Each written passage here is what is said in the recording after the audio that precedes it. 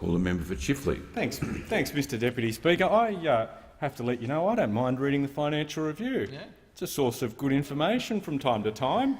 And I was reading a very good article the other week by Tony Boyd, and he was you should talk. I've been in interviews with you. Tony Boyd wrote on the 13th of March a very interesting profile piece on Brian Hartzer, who's now the new CEO of Westpac, and very impressive person, met with him. Yep. And he's talking about the things that he's worried about in corporations, and he said, I think one of the dangers in large companies is that people start to think their job's to create PowerPoints, to make decisions and improve things for customers.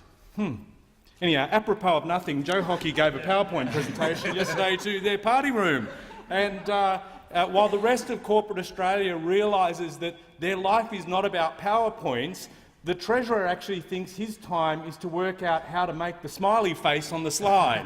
He thinks that that's the way in which the Australian economy will be saved. And so him and the Corminator, the Minister for Finance, have put together this slide pack that they took to the party room yesterday. And he had heaps of time to do it because the Treasurer doesn't sit in ERC anymore, he sits in courts. He thinks that the way forward for the economy is for him to defend himself against Fairfax rather than actually putting in the hard yards in ERC. And he puts forward talking rubbish. Did you sleep through media coverage and not see every single day the Treasurer out in a court? And sure, it's his job, he's entitled absolutely to defend himself. But you'd think, at the point at which I'm supposed to actually put a budget together, and the last one that was crackerjack, that last budget, did they actually get it through? They didn't even get it through. I mean, we had the Assistant Treasurer, he did today what he did last week, which he goes through a number of stats and he talks about how things are getting better. Job ads, he reckons, are going up, yet unemployment higher now than the GFC. He talks about economic growth, stronger under them. Let's look at that. GDP growth annually, here it is. This is the graph. March quarter, under 3%. June quarter, under 2.7%. It's going down. On the PowerPoint slide, you would do a slide downwards. That would be a downward arrow. Not up, down. It's going down. Growth is going down. So, yes, maybe if the Assistant Treasurer holds that graph in a mirror and he sees it go another way, he can say it's going up.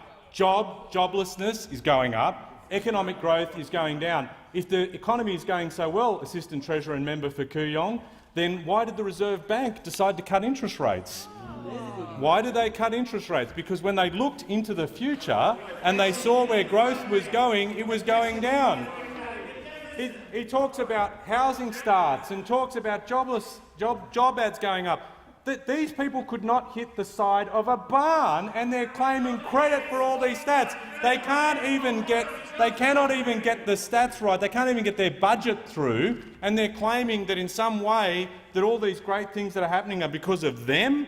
That is a laugh. I know that you'd expect that they'd be able to defend themselves. Here we are saying there's all these contradictions in terms of the way they've run budget strategy, and what do? They just dredge up the old talking points from when they were in opposition. The country demands that they actually fix on the problems of the future, and all they can do is the old talking points. They keep bringing all the talking points. And when you look at where growth was under us, member for Hume, in the face of some of the worst economic conditions in 75 years, we had joblessness lower than you. Joblessness, people actually could pay the bills. People could actually have a pay packet. And what was the answer of those opposite when they were in opposition? Oh no, we should be spending less. We should do what New Zealand did. That's what their argument was. That's what the then opposition leader, now Prime Minister's argument was, is do what New Zealand did, as they had people stuck in joblessness for ages, stuck without work, seeing an economy performing less. That's what their prescription was.